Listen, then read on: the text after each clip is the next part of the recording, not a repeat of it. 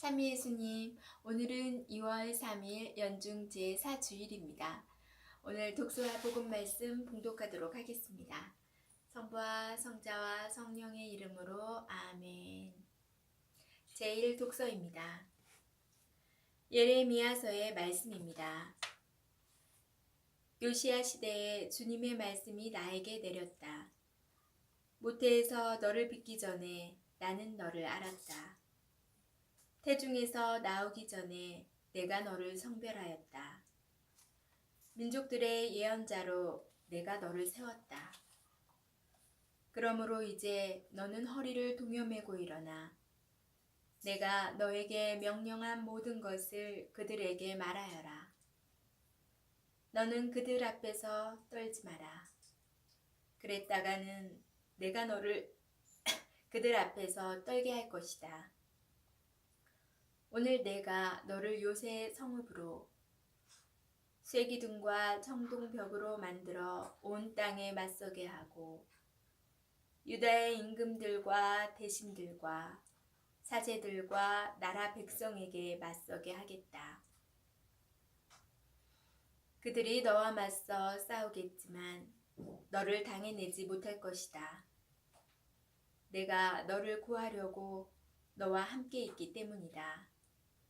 주님의 말씀이다. 주님의 말씀입니다. 하느님 감사합니다. 제2독서입니다. 사도 바오로의 고린토일서 말씀입니다. 형제 여러분, 여러분은 더 큰 은사를 열심히 구하십시오. 내가 이제 여러분에게 더욱 뛰어난 길을 보여주겠습니다.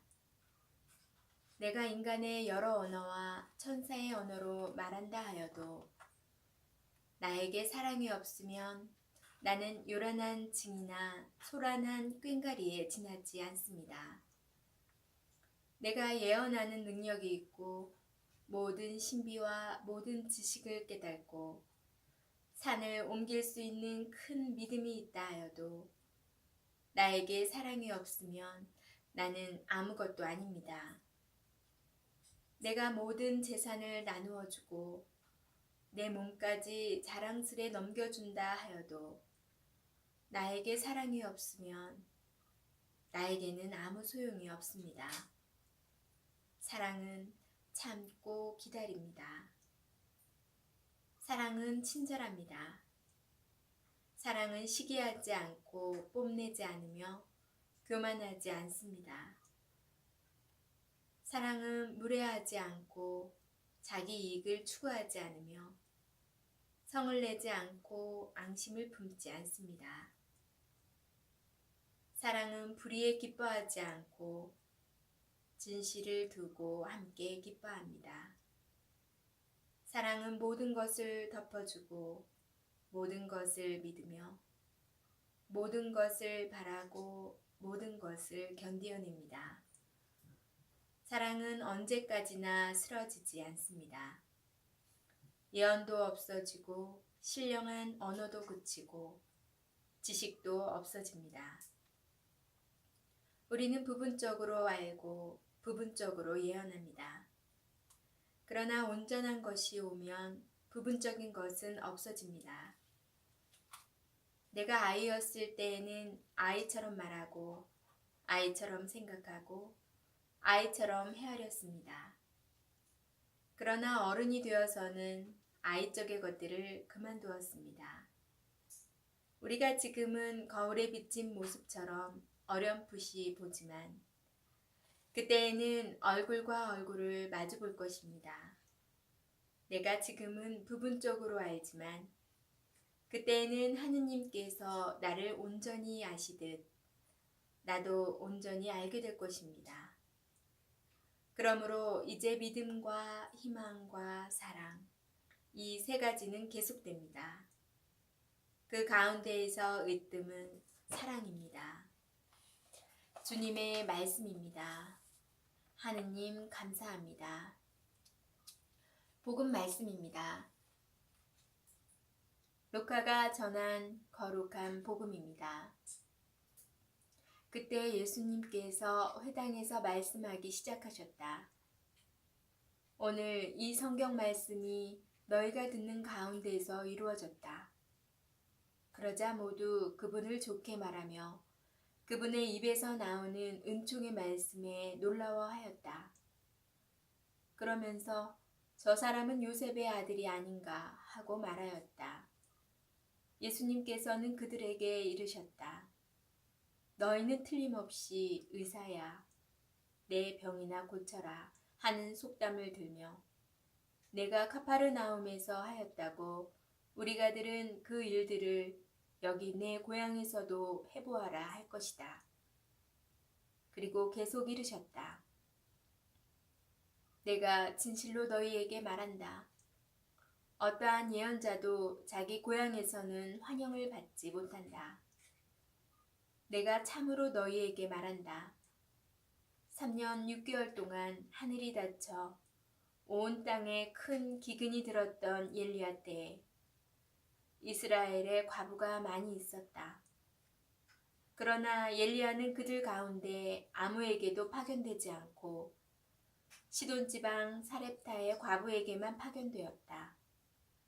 또 엘리사 예언자 시대에 이스라엘에는 나병 환자가 많이 있었다.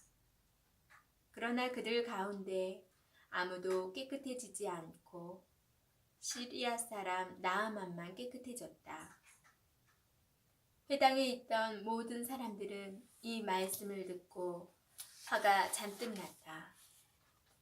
그래서 그들은 들고 일어나 예수님을 고을 밖으로 내몰았다. 그 고을은 산 위에 지어져 있었는데 그들은 예수님을 그 벼랑 끝까지 끌고 가 거기 가서 떨어뜨리려고 하였다. 그러나 예수님께서는 그들 한가운데를 가로질러 떠나가셨다. 주님의 말씀입니다. 그리스도님 찬미합니다. 잠시 묵상하겠습니다. 오늘 복음은 예수님께서 고향 나자렛을 방문하신 이야기를 들려줍니다. 예수님께서는 회당에서 하느님께서 마련하신 결정적인 구원의 시기에 이르렀다는 이사야 예언자의 말씀을 읽으시고 그 말씀이 그 자리에서 이루어졌음을 선포하십니다. 그러나 이 선언을 듣는 고향 사람들은 그분의 입에서 나오는 은총의 말씀에 놀라워하면서도 그 말씀을 있는 그대로 받아들이기보다는 예수님께서 요셉의 아들이라는 사실에 걸려 넘어지고 맙니다. 그들은 은총의 메시지는 기쁘게 받아들이면서도 가난한 목수의 아들을 구세주로 받아들일 수 없었던 것입니다. 어떤 예언자도 제 고향에서는 환영받지 못한다고 말씀하시면서 예수님께서 들려주시는 엘리야와 엘리사 시대의 사례는 하느님께서 유다인이 아닌 이방인들을 위하여 행하신 기적이었습니다. 유다인들은 모두 제쳐놓으시고 이방인들에게 은혜를 베푸셨다는 말을 들은 나자렛 사람들은 화가 나서 예수님을 벼랑에서 밀어 떨어뜨리려고 하였습니다. 그러나 예수님께서는 그들의 한가운데를 가로질러 당신의 갈 길을 가십니다.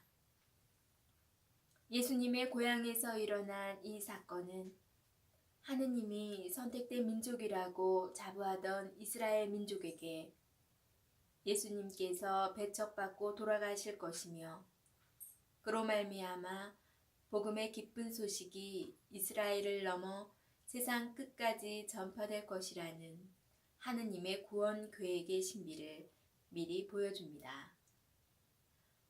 오늘 복음 내용은 그리스도를 고백하는 사람들에게도 하나의 도전이 됩니다.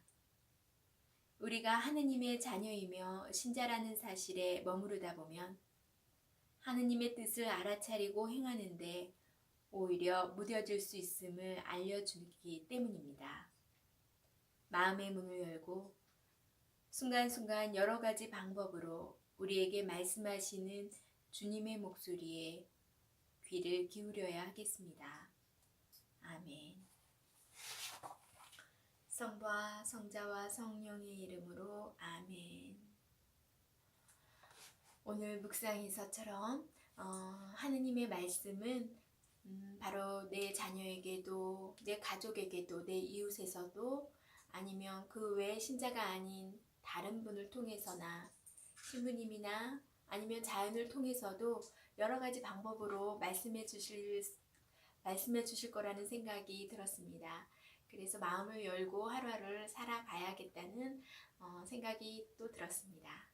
여러분도 오늘 하루 주님 말씀 잘 귀 기울이면서 보내셨으면 좋겠습니다. 저는 내일 뵐게요.